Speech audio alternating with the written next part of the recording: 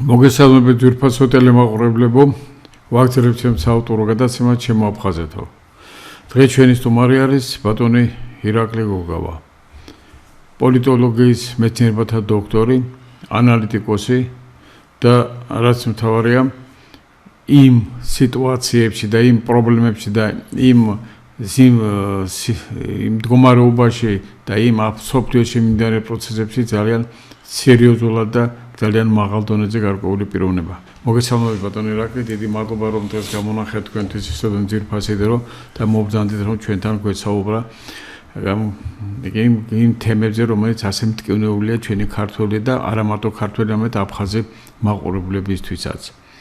პირველ რიგში მე მინდა თქვენ შეეკითხოთ, სანამდე ჩვენ უშუალოდ აფხაზეთის საკითხებზე გადავიდოდეთ, მანამდე მაქვს ასეთი სურვილი მე თქვენ კითხოთ აი რუბიოს ამერიკის სახელმწიფო მდივნის განცხადებასთან დაკავშირებით. ახლა ის ყველაფერი გასაგებია, რომ იქ ახლა ეგრეთ ის ვილსონი ვინც არის, რაც არის, როგორ მიაწოდა, რა მიაწოდა და ვის ნარატივებზე, საერთოდ აზროვნებზე, ვის ნარატივებზე მუშაობს ეს პიროვნება, მაგრამ საქმეთ მაინც როგორ არის, იმიტომ რომ სხვადასხვა შეფასებებს ვისმენთ ბატონო ირაკლი. ოპოზიცია სხვა შეფასებას აკეთებს, ოპოზიცია სხვა შეფასებას აკეთებს და ახლა ატეხეს ერთი გნიასი ატეხეს იმასთან დაკავშირებით, აი ხო ხედავ ამერიკა და ისეთი პარტნიორი და მე აქ მინდა ჩემი აზრი დავაფიქსირო უშუალოდ, ამ პატარა სულ რამდენიმე სიტყვით, რომ თუ ამერიკის შეერთებული შტატები როგორ გადაიხდით საფასურის გადახდა რას ნიშნავს?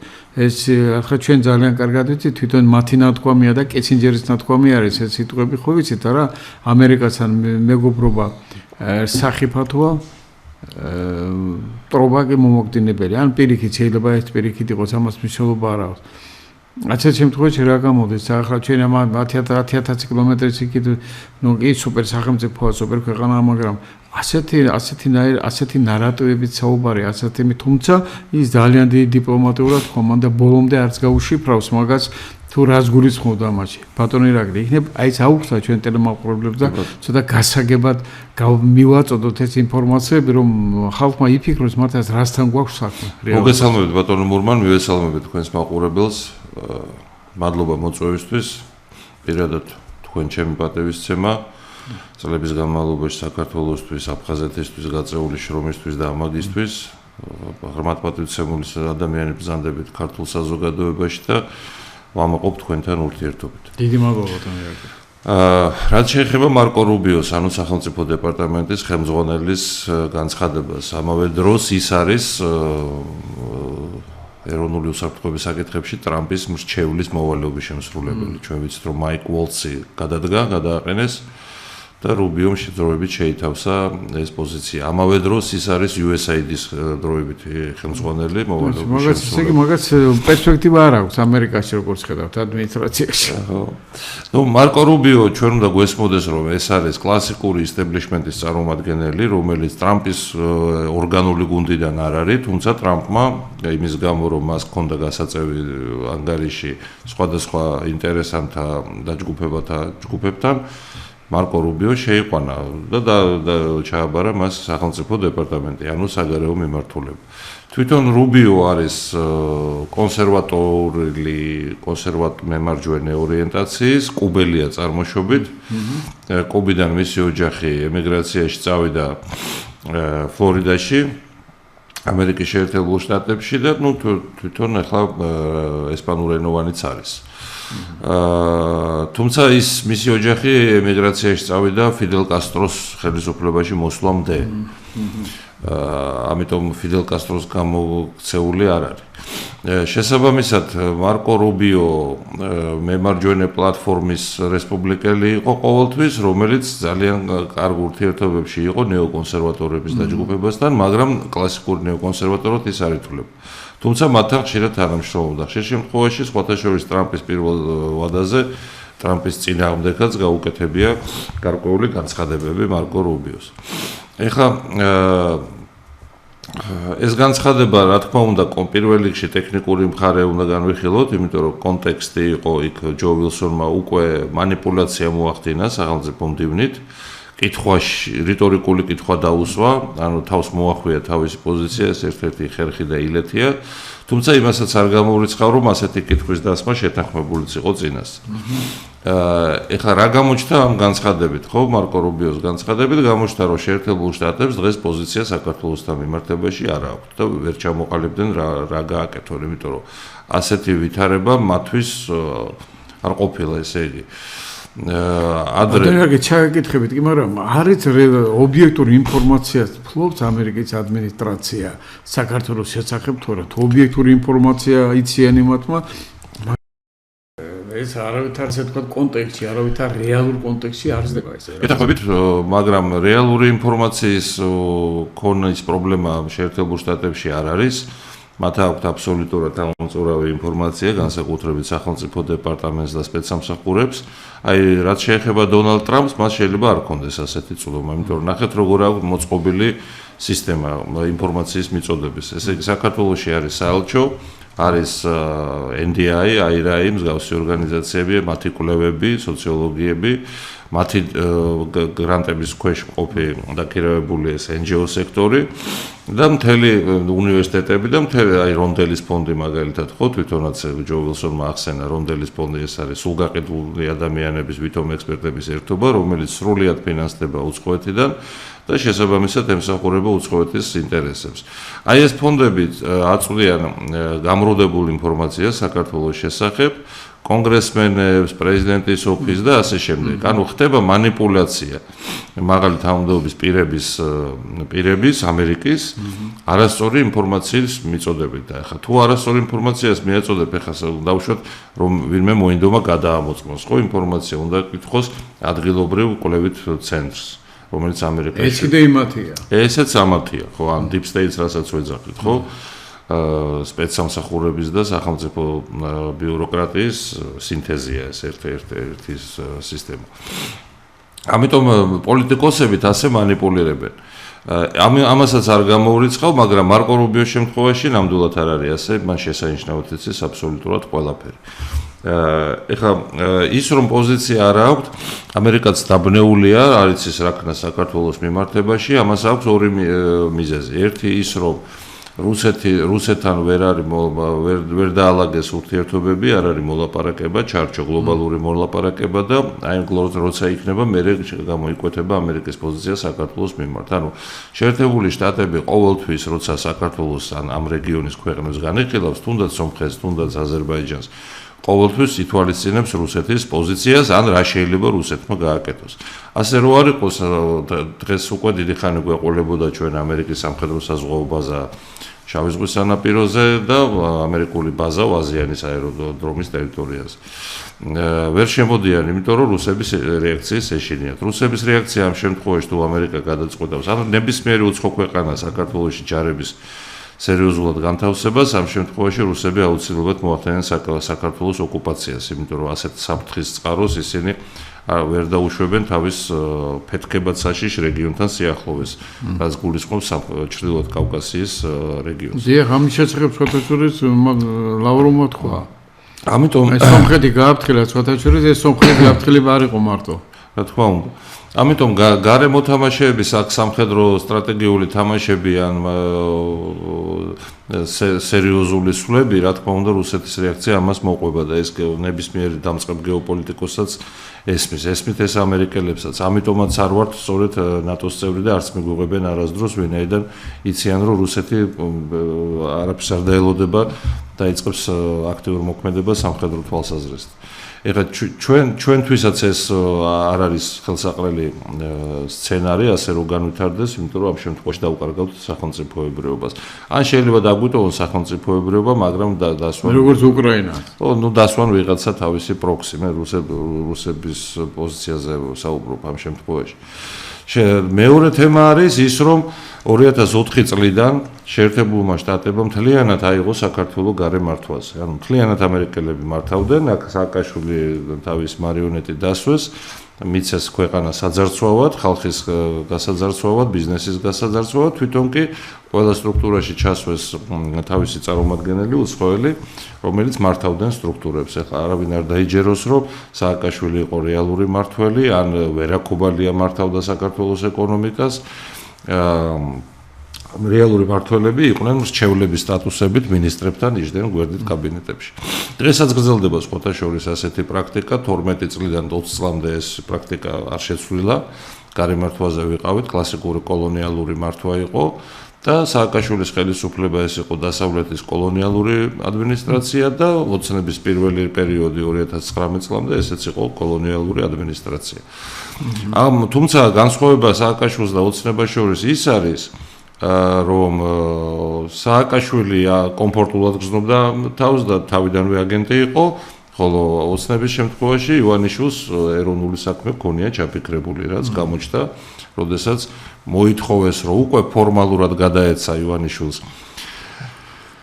ესე იგი ქვეყნის მართვის სადავეები უცხოელებისთვის, რომ მოითხოვეს სასამართლოს კონტროლი მოსამართლეებს ჩვენ შევარჩევთო, ხო, შარლ მიშელის შეთანხმებაში ეს იყო პროკურატურის კონტროლი მოითხოვეს, CSKO-ს კონტროლი მოითხოვეს, ყველა უწყებაში ეს თავისი NGO-ები უნდა ჩაესვა და იმათან შეთანხმების გარეშე გადაწყვეტილება არ უნდა მიიღო. და მთელი ქვეყანა მიქონათ ფაქტიურად, მაგრამ საბედნიეროდ ეს ქართულმა ოცნებამ ეს ყველაფერი უკან დატოვა. კი ბატონო, ნუ მიხვდა ახლა ივანიშვილი რომ ესა უკვე წითელი ხაზი, რომ ამის ბიფრუკაციის წერტილი, ანუ რუსულად ტოჩკანი ვაზურად არასაც ეძახიან, საიდანაც მოbrunება უკვე შეუძლებელი იქნებოდა და უკვე დაიწყეს ანტიკოლონიალური აჯანყება. ის რაც ხდება დღეს საქართველოში, ეს არის ანტიკოლონიალური ამბოხება. რომელსაც აქვს ჯერ პოლიტიკური ხასიათი, თუმცა მე ველოდები, რომ ეს ეკონომიკურ განზომილებაშიც გადავა, იმიტომ რომ ეკონომიკურადაც ნეოკოლონიალური რეჟიმი მოგვახვიეს თავს, ეგრეთ წოდებული ვაშინგტონის კონსენსუსი. ახლა მარკო რუბიოსთვის და ამ კლასიკური ამერიკული ისტაბლიშმენტისთვის ეს უცნაური შემთხვევა, როდესაც ქვეყანა თავისი აქტივი იყო, მართავდნენ თავისი პროქსები ყავდა და კოლონიალური ადმინისტრაცია და გამოზრდილი ხალხი ხელმძღვანელობდა ამ ყველაფერს და უცებ აღარ ემორჩილება.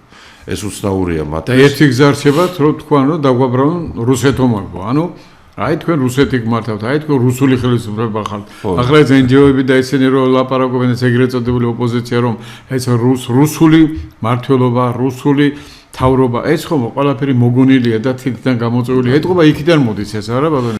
ეს არის ტექნოლოგია, თვითონ ამერიკაშიც ასე იყენებენ, რამეს არგუმენტი თუ არა აქვს რამე დავაში ან კამაჩი, იყენებენ რუსულს, რუსეთის აგენტი, იმის აგენტი, პუტინის აგენტი. თვითონ ცდილობენ რუსეთთან კარგი ურთიერთობა გქონდეს. ხო, ბოლო-ბოლო ტრამპს ეძახიან რუსეთის აგენტს და კრემლის აგენტს, ხო, მოქმედ პრეზიდენტ დონალდ ტრამპს. და ვისაც აი მირშმაიერს ეძახიან, იგივე ეს მე პროფესორია სერიოზული. ჯეფრი საქსს ეძახიან თავისუფლად საქსი მithumedes პუტინის ხარეს არის დღეს და ძალიან ობიექტურია პუტინის ხარეს კი არის ობიექტური. მაგრამ ეს იარლიყი ეს ინსტრუქციებში უწერიათ, როცა ტრეინინგებს უტარებენ თავიანთ მომხრეებს, ინსტრუქციებში უწერიათ, რომ თუ არგუმენტით ვერ უგებთ, მაშინ უწოდეთ მას რუსეთის აგენტი, პუტინის მონა. იმართლოს თავი. ხო, მაგრამ და იმართლოს თავი, ხო. მაგრამ ეს აღარ მოქმედებს ახლა, ხო, ნუ მე პირადად იმუნიტეტი მაქვს ამაზე, რუსეთის აგენტს ვინმეს თუ დაუძახებენ, პირიქით მგონია, რომ ეს არის, ესე კაი ადამიანია, ახლა მაგათ არ მოსწონს.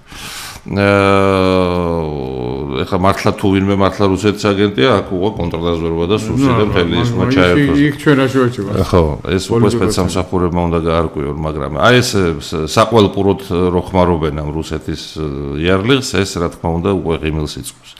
არასერიოზულია.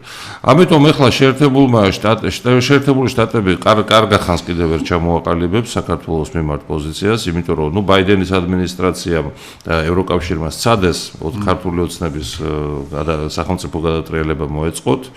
4 ჯერ სხვათა შორის როგორც ხო 4 ჯერ ბოლო მცდელობა ეს იყო ოქტომბერ-ნოემბერში.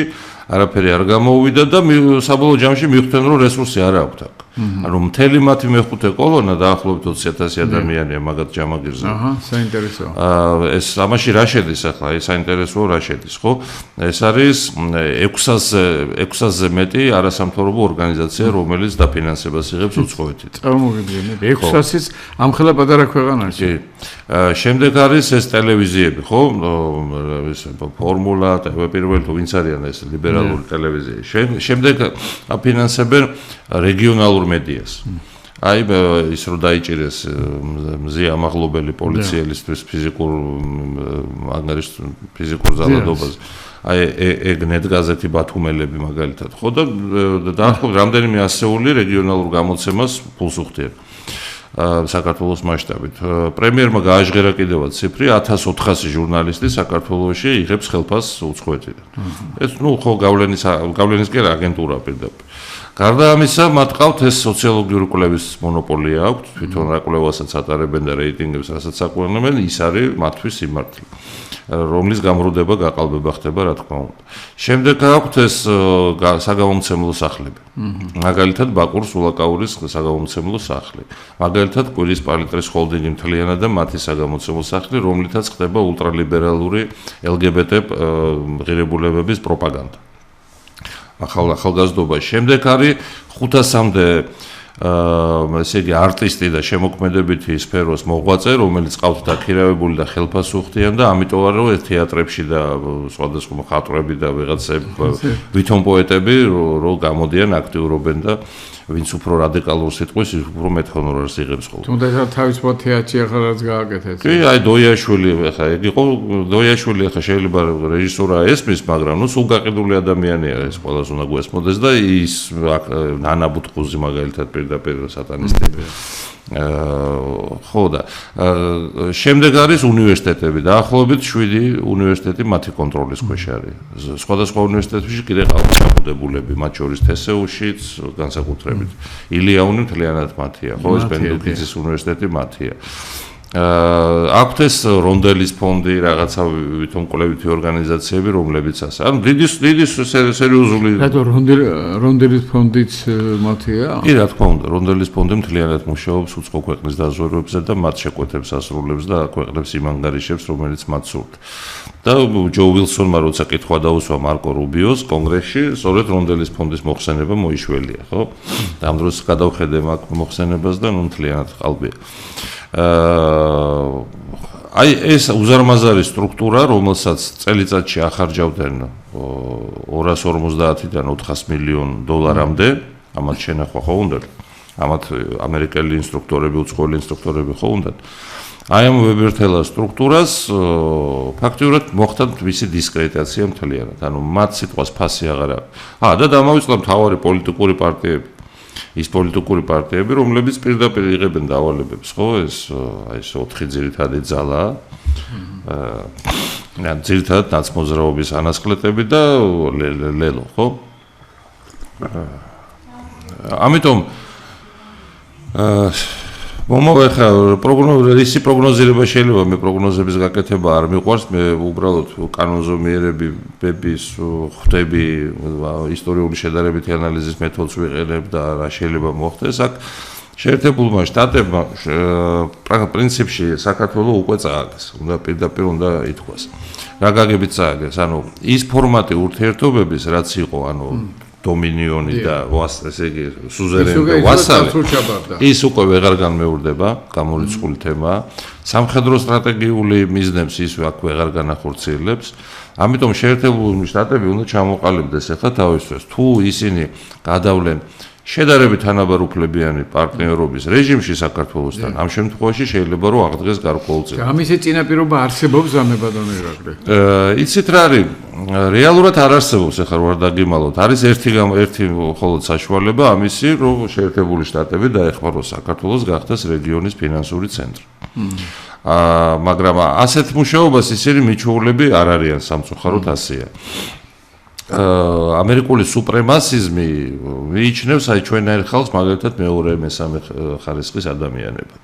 ამერიკული ელიტაზეა ლაპარაკი, ჩვეულებრივ ხალხთან არაფერი პრობლემა არ აქვს.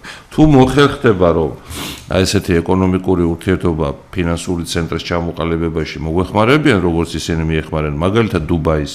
დუბაი დღეს უკვე ტრილიონზე მეტია იქ განთავსებული დუბაის ფინანსურ ცენტრში.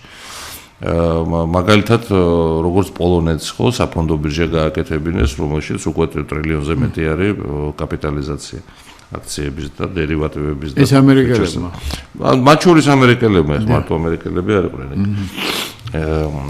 თუ ეს მოხერხდება, აქ უკვე შეიძლება რა თქმა უნდა, მაგრამ ჩვენ რასაც ვაკვირდებით, შეერთებული შტატების ინტერესში არის, რომ სახმელეთო კომუნიკაციები და სავაჭრო მაგისტრალები არ განვითარდეს ჩინეთის სასარგებლოდ. და ზოგადად არ განვითარდეს. ამ დროს ბატონო ირაკლი, რაკაც მინდა ჩაგაკითხოთ. კი, მაგრამ ჩინეთთან ამერიკა ცდილობს რომ საერთო ენის გამონახვას და მე როგორც ვიცი ამ ბოლო ინფორმაცია ასეთი ინფორმაციასაც მოვყარე მე სვათაშორის თვალი რომ ჩინეთთან ამერიკის შეერთებული შტატების სავაჭრო შეთანხმებაზე მიდიან იქ რაღაც მილიარდებზე ლაპარაკი 10 მილიარდზე რამდენად სწორია? კი არა, იყო მოლაპარაკებები გაიმართა, ჯერ 155%-იანი ტარიფები დაუწესეს ერთმანეთს, ჩინეთი არ შედგა, არ დაიწყო ხვეწნა, რო გინდა თუ არა მომელაპარაკეთო, მაგრამ თვითონ ამერიკელების ინიციატივით ჩინელების და ამერიკული დელეგაციები შეთანხმდნენ. დაიწია ტარიფებმა, ესე იგი ჩინეთი დაუწესებს ამერიკულ საქონელს 10%-იან ტარიფს და შეერთებული შტატები 30%-იან ტარიფს. ეს არის რაც დღეს არის რეალობა. თუმცა ამავე დროს ამერიკის ხელისუფლება ყველა პოლიტიკის დოკუმენტში წერს, რომ ჩინეთი არის ეგზისტენციალური საფრთხე და მთავარი მეტოქე შეერთებული შტატებისთვის. ამიტომ ტრამპი ცდილობს, რომ მაქსიმალურად სწრაფად დაასრულოს უკრაინის ომი. და მთელი თავისი ყურადღება და მთელი ძალა და სამხედრო ძალა, პოლიტიკური ძალა ყველაფერი გადართოს ჩინეთის წინააღმდეგ, რომ ჩინეთი ვითარდება ძალიან სწრაფი ტემპებით. ძალიან სწრაფი. ხო, რამდენიმე წელიწადში, სულ რაღაც 10-15 წელიწადში მოახერხეს, რომ მანქანების ესე იგი ავტომობილების გაყიდვის ბაზარი 38%-იანი ნიშა აიღეს. ანუ ყველა ავტომობილი რაც იყიდება მსოფლიოში, აქედან 38% არის ჩინური. ეს უზარმაზარი მიღწევა გამოუშვეს. თვითღირებულება დაბალი აქვს მათ. კი, რა თქმა უნდა. ტექნოლოგია აქვს მაღალი და იმედო. ტექნოლოგიაც და საგადასახადო სისტემა აქვს ისეთი მოქნილი, რომ თვითღირებულებას დაბალზე ნიშნულზე ტოვებს. თვითმფრინავი გამოუშვეს, რომელზეც უკვე 800-ზე მეტი შეკვეთა აქვს. გამჭვირვალე ტელეფონი გამოუშვეს ბატონო. კი, ნუ საოცრებებს აქვს. ტელეფონი არაფერი არა, გამჭვირვალე აბსოლუტურად და ამ დროს ტელეფონია შეუძლებელი. აი ესეთი მიღწევები მათ უდავოდ აქვს, თუმცა მაგალითად შეერთებული შტატებს ვერ ჯობნიან შრომის ეფექტურობაში. ანუ წერტილოვნად ჩინეთს აქვს მიღწევები, მაგრამ მასიურად ამერიკის ეკონომიკა არის ძალიან მძიმე ეკონომიკა და ხო, აი შედარებით შრომის ეფექტურობით, რომელიც ერთ-ერთი სერიოზული ინდიკატორია ეკონომიკის სიძლიერის, ამერიკას თითქმის 70-79% აქვს მათ ინდექსი და ჩინეთს მხოლოდ 15%. ამაში ჯერჯერობით შრომის ნაყოფიერების კუთხით მაინც ამერიკა ჯობია. კი, ამერიკა ჯობია. იმიტომ რომ ტექნოლოგიები იქ უფრო პროგრესულია ეთყობა. იქ უკვე დიდი ხანია ეს ტექნოლოგიებია დანერგილია მასობრივად და ჩინეთში ახლა არის წერტილოვნად და აი ახლა იწყება ეს პროცესი. იმიტომ რომ ჩინეთში მაინც ეს გათვლილი არის შრომით რესურსებზე. აი დიახ, სწორედ ეგ, იმიტომ დიდი მოსახლეობა აქვს, დიდი შრომითი რესურსი აქვს და არც რომ შეხედო არც აწყობს ავტომატიზაციის პროცესის დაჩქარება, იმიტომ რომ მე ხალხს რა უყოს ხოლმე და ასე. შეთანხმების ეს პროცესი ამ პრობლემის წინაშე დგას რუსეთი, თორე ჩვენ რო გვიკვირს ხოლმე ახლა, მაგრამ ჩემი აზრი ასეთია, როგორც ეკონომისტის ამ შემთხვევაში, რუსეთის ეკონომიკა რატომ არ არის ასე მოწინავე და განვითარებული? ხალხი არ ყავს რუსეთში. 155 მილიონი და რა თქვენ წარმოიდგინეთ, რომ იქ რამდენია ისეთი პენსიონერები, ის ამის სტრუქტურას რო გაიცნობი, მე საერთოდ როგორ არსებობს ეს ქვეყანა უიტყვი. იმიტომ რომ ეს ცოტაა ძალიან. თქვენ აჯერ მეტია ჩინეთი და ტერიტორია რუსეთის ნახევარია. ხო, რუსეთს რა ჭერს ახლა საინტერესო ეკონომიკური ვითარებაშია რუსეთის სტაგფლაციაში შედის. რომელმაც შეიძლება რისკია რეცესიის. ახლა რატომ მოხდა ესა? იმიტომ რომ ესე იგი 3,5 მილიონი ადამიანი გადაისროლეს სამხედრო მრეწველობაზე. ანუ შრომით ბაზარს გამოაცალეს უზარმაზარი არმია. თან ყველას მაღალი ხელფასი აქვს ამ დარგში ვინც არის, ხო? პლუს ამას მილიონზე მეტი ადამიანი ჯარში წავიდა კონტრაქტი, იქაც დიდი ხელფასია. ესე იგი თლიანში და პროდუქტის 40%-ს ხარჯავს ახლა სამხედროზე. ბიუჯეტის. ბიუჯეტის. თლიანი და პროდუქტის რუსები ცდილობენ რომ 7%-ზე მეტი არ დახარჯონ. ბიუჯეტის 40%. რომელიც ბიუჯეტის 40%-ამდე შეადგენს, კი ბატონო, ეგ მართალია. და ეგ არის დავალება როგორც ჩანს, აი და ბელოუსოვი იმიტომ დანიშნა პუტინმა, რომ აი ეს 7%-იანი ზღვარი არის კრიტიკული რუსეთისთვის. თუ 7%-ს მნიშვნელოვნად გადაცდა სამხედრო ხარჯები ეკონომიკის 7%-ს, ამ შემთხვევაში მოცხახლეობის ცხოვრების დონე დაიწყებს გაუარესებას საგრძნობლად. და თუ 7%-ის ფარგლებში შეინარჩუნა, მაშინ იგივე ცხოვრების დონე იქნება, ნუ პლუს მინუს ახლა. და დღევანდელი ვითარება არის რომ ხარჯავენ 6.8%. 6.8%. ნუ 7-მდე რა აკლია? ნუ 7-მდე აკლია 0.2. ანუ ბელოუსოვი რო შეუშვეს, ბელოუსოვი ითვლება რომ ესე იგი პატრიოტსანი არაკორუმპირებული კადრია და ოპტიმიზაცია მოახდინა თავდაცვის ხარჯების. ანუ აღარ ნაკლებს იპარავენ პირდაპირ ვთქვათ სამხედრო შესყიდვებში. ეს ნამდვილი ფაქტია. გაბერვა არ ხდება ფასების და ეს ბელოუსოვი მაგას აკონტროლებს კაცრად. რა ვიცი, ათეულობით გენერალია დაჭერილი იმ ძველ კორუფციულ საქმეებში. თანაც მოადგილეები, თავდაცვის მინისტრი. აი ეს იმიტომ გააკეთეს, რომ აი ამ სწორედ ამ 7%-ს არ გადასცენ. ეხლა შედარებისთვის საბჭოთა კავშირი ხარჯავდა 13%-ს ეკონომიკის სამხედრო საქმეზე. და ახლა რაღაცა სამხედრო საქმეზე ბევრს რო ხარჯავს, სხვა რაღაცას აკლდება, ხო? ანუ ჯანდაცვას უნდა მოვა. ბატონო ირაკლი, მე მინდა რომ ახლა გადავიდეთ ზუსტად იმ ძირითად საკითხზე და მithumetet რუსეთზე ვსაუბრობთ აგერ. ახლა მე ასეთი კითხვა დიდი ხანია მაღელვებს და მე ვიცი რომ ეს ამ კითხვაზე პასუხი მხოლოდ კომპეტენტური პასუხი თქვენგან მოცალობნელია და თქვენგან მივიღებთ ამ კითხვაზე პასუხს, იმიტომ რომ მე დარწმუნებული ვარ, ჩემი ტელემოყურებლები ამალ გაფაცებით ელოდებიან. და რა კითხვა არის ეს? რუსეთმა ძალიან დაათბო განსაკუთრებით ამ ბადრა გუმბას არჩევის შემდეგ, ნუ დანიშნეს ფაქტობრივად დანიშნეს ეგრეთ წოდებულ პრეზიდენტად აფხაზეთის და ამის შემდეგ რუსეთმა ძალიან დიდი შეღავათები და ფაქტობრივად ყველა შეზღუდვები მოხსნა და ახლა ამას ყველანაირად გზა გაუხსნა. მე ვქეთე რომ აი რუსეთსა და აფხაზეთს შორის ურთიერთობები უკვე ძალიან მაღალ ნიშნულზე მიდის. უკვე ვატყობ ჩვენ ამას. ამით მე უბრალოდ შედარება მინდა გავაკეთო და ამ ჩემს კითხვაში ზუსტად ამ შედარებაზეც მინდა თქვენ მე პასუხი გამცეთ რომ მაგრამ ეს ხომ არ არის მცდელობა რუსეთის მხრიდან, იმიტომ რომ აფხაზეთი და სამხრეთ ეგრეთ წოდებული სამხრეთ ოსეთი ეს ხომ მექანიზმია, ეს ხომ არის ის ჩაქუჩი, რითაც რუსეთი ცდილობს საქართველოს, ასე ვთქვათ, საქართველოს ზეგავლენის მოხდენას. ეს ჩემი აზრი არ არის, ამათ თვითონ რუსი ექსპერტებიც ამბობენ ამას და ეს თავისთავად ცხადია და ახლა რუსეთი რო ცდილობს ასეთნაირად საქართველოს სულ ასე ვთქვათ დაძაბულ ვითარებაში ყავდეს და აი ხო ხედავ მე რას ვაკეთებ, აი ხო ხედავ, ახლა უკვე ისე გაამარტივა თანაც მოქალაქეობის საკითხი იგივე ოსეთიდან და იგივე აფხაზეთიდან რუსეთმა, რომ უკვე ისტორიის ცოდნაც არ არის საჭირო, რუსული ენის ცოდნაც არ არის თუნდაც უკვე საჭირო, ისე პირდაპირ დაწერს განცხადება და ეს იმას ნიშნავს, რომ ყოველგვარი ასე ვთქვათ გამოკვლევით და ყოველგვარი შესწავლის გარეშე მას შეუძლია რუსეთის მოქალაქეობა მიიღოს. და ახლა ვიცით ჩვენ რომ ახლა დემოგრაფიულად ძალიან უჭირს რუსეთს და ეს ფაქტია და ეს გასაგებია, მაგრამ ახლა რა არის იქ 254,000 ადამიანი ცხოვრობს აფხაზეთში და ახლა ცხინვალის რეგიონში ალბათ ცხოვრობს 100 თუ 120,000 ადამიანი. დაახლოებით ახლა მე ზუსტი ციფრი ამ შემთხვევაში შეიძლება ეს არ იყოს.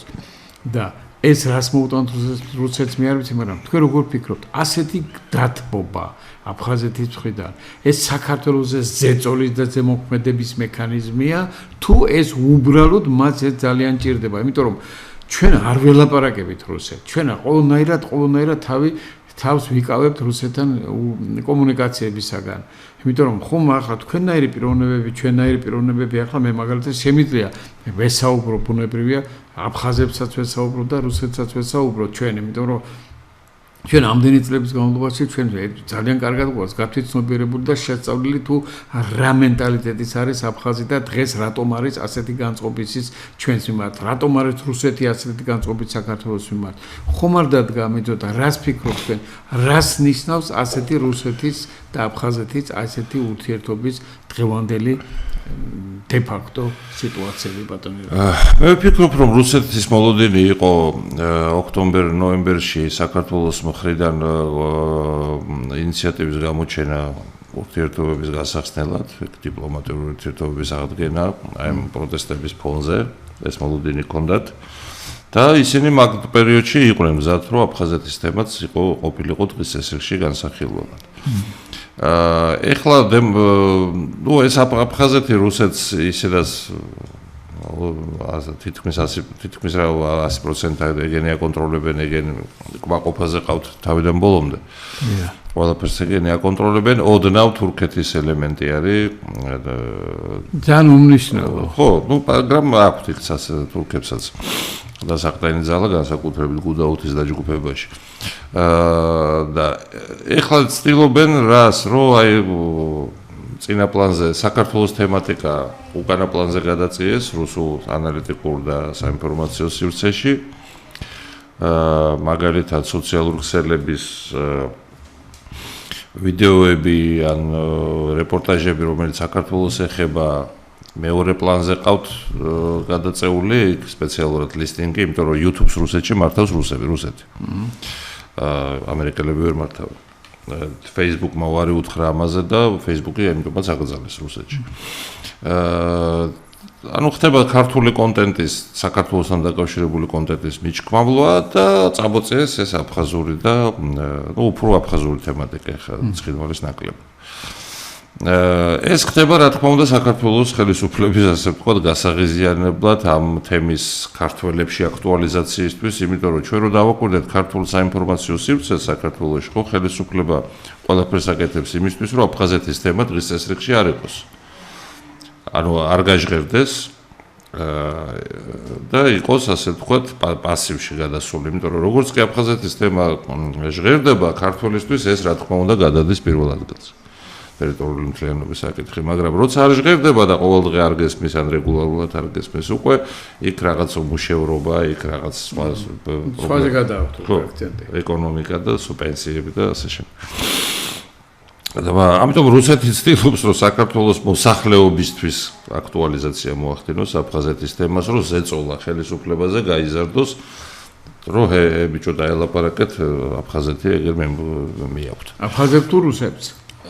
რუსებს დაელაპარაკეთ, იმიტომ რომ აფხაზეთი მიაქვთ, ხო, აეროპორტი გახსნეს, რაღაცებს კიდე შვებიანი ხარ. მაგრამ ბატონო ირაკლი, რუსეთთან დალაპარაკება სხვათა შორის მე მომხრე ვარ ამისი და მე მგონი თქვენც და ჩვენ ამას ძალიან დადებითად ვაფასებთ, როცა ეს იქნება და როცა ეს მოხდება. მაგრამ მე მეორე საკითხი მაღალებს ამასთან ერთად. რომ უსმენ ჩვენ რუსეთის პოლიტიკა თუნდაც იგი უკრაინასთან მიმართებაში როგორ ხვდებით? რას ხედავთ ახლა? ხედავთ იმას, რომ გინდა თუ არა ის უკვე რუსეთი უკრაინასგან ითხოვს იმ ტერიტორიებსაც, რომელსაც ის ვერ და არ აკონტროლებს. რა თქვენ წარმოიდგინეთ, მაშინ ის საქართველოსგან რას მოითხოვს?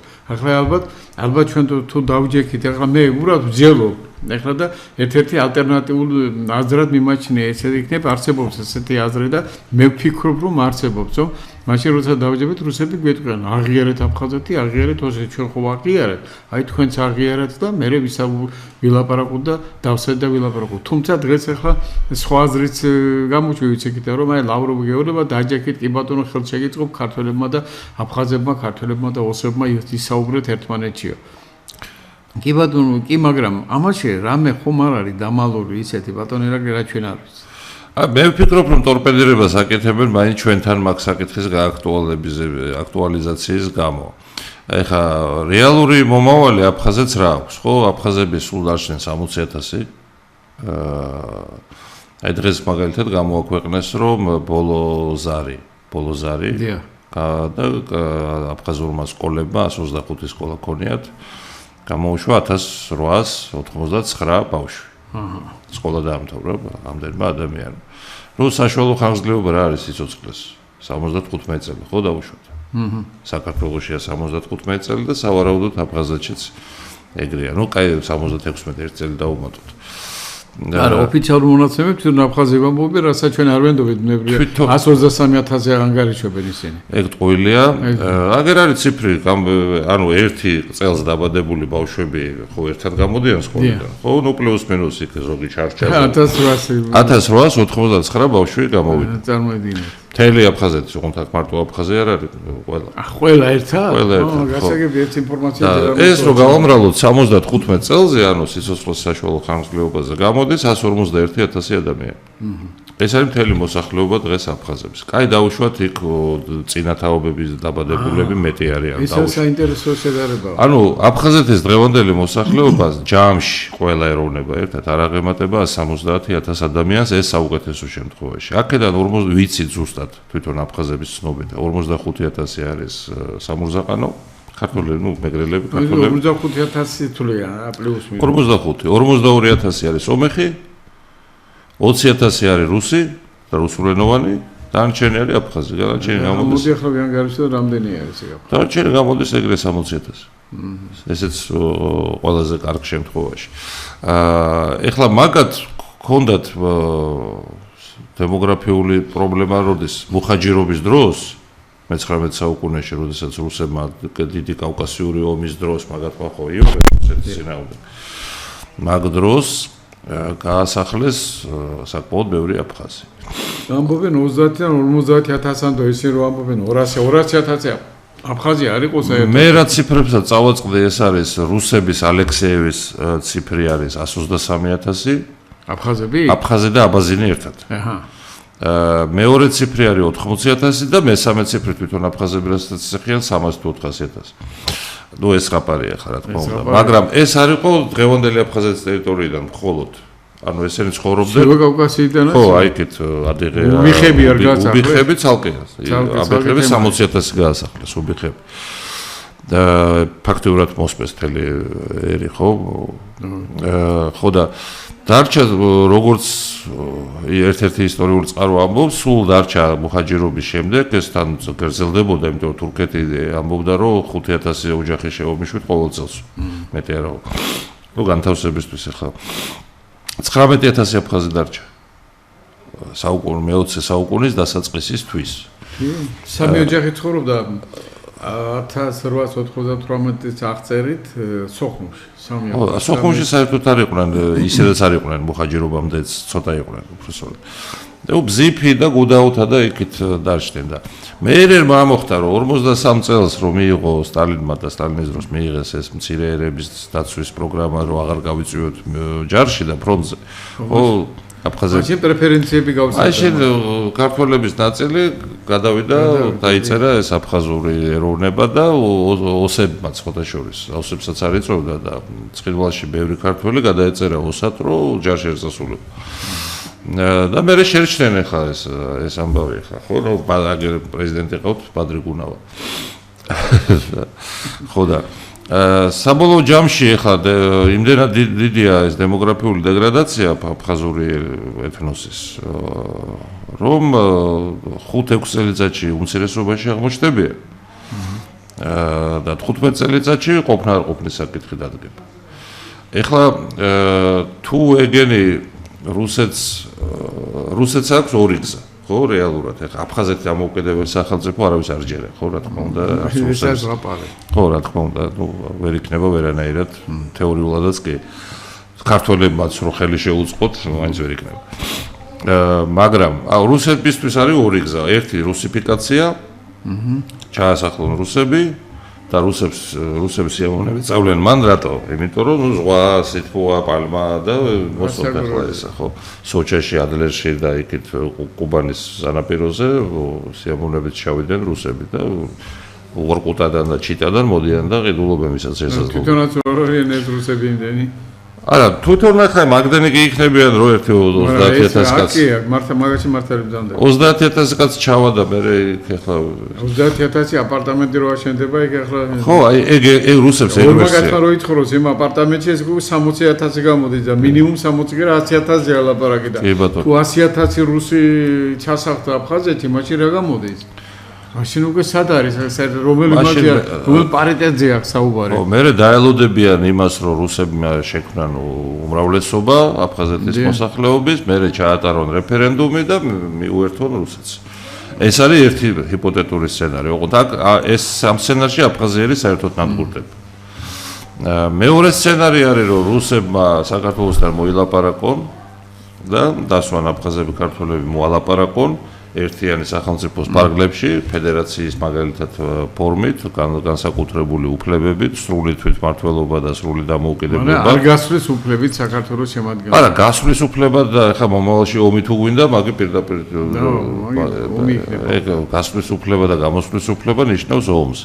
კონფედერაციაც არ არის რეალისტურია, რა თქმა უნდა. არა, ეს გამორიცხულია. ხო. ფედერაცია სხვათა შორის არ არის საქართველოსთვის აფხაზეთის გარეშეც. აფხაზეთის თემა რო არ იყოს, ფედერაცია საქართველოს არ არის ცუდი ვარიანტი, იმიტომ რომ ფედერაციული მოწყობაა ისტორიულად საქართველოს.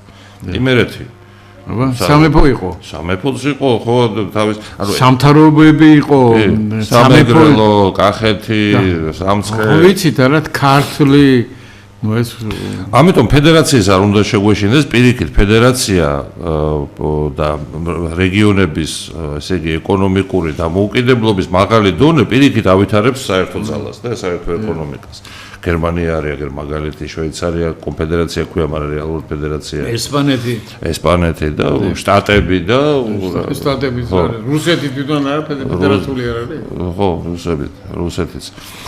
კი ბატონო, ამიტომ აი ეს ორი ვარიანტი დევს ახლა, მაგრამ ნუ ჩვენმა ხელისუფლებამ ალბათ დადგადრო, რომ გამოიჩინოს ახლა, უნდა გაიხსნას დიალოგი რუსეთთან დეოკუპაციაზე. გარდა ამისა, ჩვენ ვიცით, რომ არსებობს დოკუმენტები ახლა რუსები იურიდიულად და ვერც აფხაზები იურიდიულად ჩვენ ვერაფერს ვერ დაგვიპირისპირებენ, იმიტომ რომ მოხდა იქ ეთნიკური წმენდა. ჯერ ერთი გენოციდის ფაქტები იყო, 10,000-ზე მეტი ადამიანი დახოცეს, მშვიდობიანი. მეერე გრძელდებოდა გენოციდი გალის რაიონში წლების განმავლობაში და ეთნოწმენდა, ნუ ეს გაერომაც აღიარა, გაეროს აქვს მიღებული გენერალური ასამბლეაზე უმრავლესობით, რომ მოხდა ეთნიკური წმენდა და აკრძალულია ქართველების და საერთოდ აფხაზეთის ქონების ვინმე მესამე პირებისთვის გადაცემა, სანამ არ დაბრუნდება ეს ხალხი. ვისიც არის. ეს გაეროს რეზოლუციით არის გარანტირებული. ამიტომ იქ ახლა რაღაცა ამ რეზიდენციებს და რაღაცებს რო ფიქრობენ, იურიდიული ძალა ვერაფერს ვერ ექნება, თუ საქართველოს ამაში არ მიიღებს მონაწილეობას და არ მოგვარდა ეს საკითხი. მაგრამ მე ვფიქრობ, რომ აფხაზების საღნაწილს გონება შერჩა, ვისაც შერჩა. ვინც არ არის ჩარჩენილი ახლა იმ ძველ 90-იან წლებში და ტყეში რომ მალავდითო იარაღებს რო იძახიან. დანარჩენები გონს მოეგებიან და ეხლა აფხაზეთის გადაშენებას არ დაუშვებენ, იმიტომ რომ მათი ტრადიციების, კულტურული კოდის გადარჩენა მხოლოდ საქართველოს წიაღში იყო შესაძლებელი ადრეს და ეხლაც ეგრე. ეს არის იმდენად ჭეშმარიტება, რომ ამას ვერ გაიქცევერსად. ხო, თუმცა ქართული მხარიდანაც შესაბამისი რიტორიკა უნდა იყოს ახლა. მე მახსოვს ქართველი ისტორიკოსები 90-იან წლებში გამოდიოდნენ და ეს აფსოა, გადამთიელია, აქ ჩამოთრეულია რა. მისმა უკვე მე მგონი დაგვიანებულია და არ შეიძლება. ეს სპეციალურად ათქმევინეს იმ ისტორიკოსებს, იმიტომ რომ ომი ჭირდებოდათ, ვინც ათქმევინა. ანუ ეს არის ომის რიტორიკა. შენ ახლა კაცი ადამიანი რო ამბობს რომ აფხაზი ვარ, ესე იგი აფხაზია ახლა. ისიც რო იყოს, კორეელიც რო იყოს, თუ ჯერა რომ აფხაზია. აფხაზია. მე რო თქვა ახლა და მჯეროდეს რომ ფრანგი ვარ. ამიტომ ის რომ შენ უფლება არ გაქვს აქ ცხოვრო და რაღაცა, ეს არის ომის რიტორიკა და თუ ეს გაგრძელდება, ახლა კომენტარებშიც ხალხი წერს ხოლმე რაღაცა ამ თემას რო ვეხები სხვადასხვა გამოსვლებში. რომ აფსუები რაღაცები არ შეიძლება, ეს არის პირდაპირ ომის რიტორიკა. ომით დაბრუნებული არის დროებით მოგვარება. მე მაინც შემდეგ თაობების მოსაგვარებელი. უნდა მოხდეს აუცილებლად ასიმილაცია, უნდა მოხდეს და უნდა მოხდეს ურთიერთობის აღდგენა, უნდა მოხდეს ეს ნდობის აღდგენა, რომ ჩვენ მტრები არა ვარ, ჩვენ ერთად ვარ და რაც იყო ის წარსულ ჩავაბაროთ და ის მოვინანიოთ, ერთმანეთს ვაპატიოთ და ასე შემდეგ. ბატონო ირაკლი, დიდი მადლობა, მოკლედ ძალიან საინტერესო და ძალიან ღრმა შინაარსიანი საუბარი გამოგვივიდა და ეს თავისთავად ცხადი ეს სხვანაირად მე არ ველოდი მას და მე დიდი მადლობა რომ თქვენ დღეს მობრძანდით, დიდი მადლობა რომ ამ თემებზე ვისაუბრეთ და მე დარწმუნებული ვარ ერთ რამეში რომ გზა მაინც ერთია. ჭეშმარიტების გზა ერთია, იმიტომ ეცა ღმერთის გზა და ამ ჭეშმარიტების გზაზე ჩვენ უნდა ვიაროთ ერთად. ერთად ვიაროთ, რომ ჩვენ ერთად ვიყოთ, საქართველო იყოს ერთიანი და მთლიანი. დიდი მადლობა. გაიხარებათ. მოასწრაფეთ, რომ ძირფასო ტელემაყურებლებს.